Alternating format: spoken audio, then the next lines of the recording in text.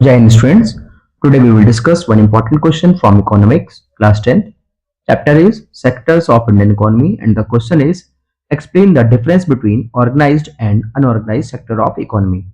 Question पूछा गया है कि ऑर्गेनाइज सेक्टर और अनऑर्गेनाइज सेक्टर में डिफरेंस क्या है। तो इसका डिफरेंस देखेंगे।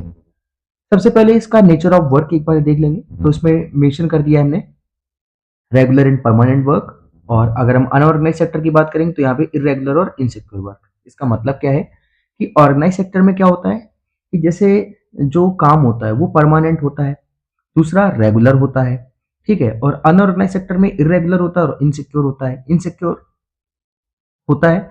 और यहाँ पे देखेंगे जो मोड ऑफ अपॉइंटमेंट है, तो जैसे यहाँ पे एक प्रॉपर चैनल होगा उसके, जैसे अगर आप प्राइवेट सेक्टर की बात करें या गवर्नमेंट सेक्टर की बात करें तो ऑर्गेनाइज सेक्टर में क्या होगा, प्रॉपर रिक्रूटमेंट होगा और वर्किंग आवर उसका फिक्स होगा।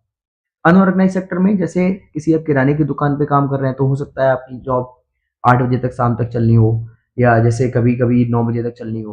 तो यहाँ पे क्या होता है कि मालिक बोल देगा भैया आधे घंटे और एक्स्ट्रा कर दो, थोड़ा सा काम ज्यादा है। तो ये मतलब इनसे ये इरेगुलर जॉब टाइम पीरियड होता है। रजिस्ट्रेशन कैसा होता है, ऑर्गेनाइज सेक्टर रजिस्टर्ड होते हैं गवर्नमेंट के साथ, या वो प्रॉपर पूरे लेबर लॉस को फॉलो करेंगे, चाहे प्राइवेट कंपनी हो या गवर्नमेंट कंपनी हो। वहीं अनऑर्गेनाइज सेक्टर की अगर हम बात करेंगे तो ये रजिस्टर्ड नहीं होते हैं और ये कोई गवर्नमेंट रूल्स को फॉलो नहीं करते हैं। वेजेस और बेनिफिट की बात करें तो यहाँ पे फिक्स्ड वेजेस होते हैं, पेड लीव्स मिल जाती हैं। जैसे अगर हम स्कूल की बात करें तो हमारे स्कूल में लीव्स वगैरह टीचर्स को मिल जाती हैं, या जैसे अगर हम कॉर्पोरेट की बात करें तो वहाँ पे मंथली लीव मिल जाती हैं, कुछ ईयर लीव मिल जाती है, हॉलीडेज वगैरह मिल जाते हैं, पीएफ मिलता है, मेडिकल बेनिफिट्स मिल जाते हैं। लेकिन अनऑर्गेनाइज सेक्टर में ऐसा कुछ नहीं होता है, यहाँ पे तो कोई वेजेस नहीं होते हैं, दूसरा ना ही कोई पेड लीव होती है, ठीक है, साथ ही साथ इनको कोई पीएफ वगैरह नहीं मिलता है, ना ही कोई मेडिकल बेनिफिट या अदर एडवांटेज मिलते हैं। जॉब सिक्योरिटी की बात करें तो ऑर्गेनाइज सेक्टर में जॉब सिक्योर रहती है, ठीक है, एम्प्लॉई को जो होते हैं उनको ऐसे निकाला नहीं जाता। और यहाँ पे अनऑर्गेनाइज सेक्टर में बात करें, जैसे कोई मेडिकल पे काम कर रहा है या मान के चलो कोई किसी अदर कोई स्टोर कीपर के तरीके काम कर रहा है मॉल में या जॉब या छोटे मोटे स्टोर में, तो वहाँ पे उसकी जॉब सिक्योरिटी भी नहीं होती है कोई भी, ठीक है, तो उसको किसी भी टाइम निकाल दिया जाता है।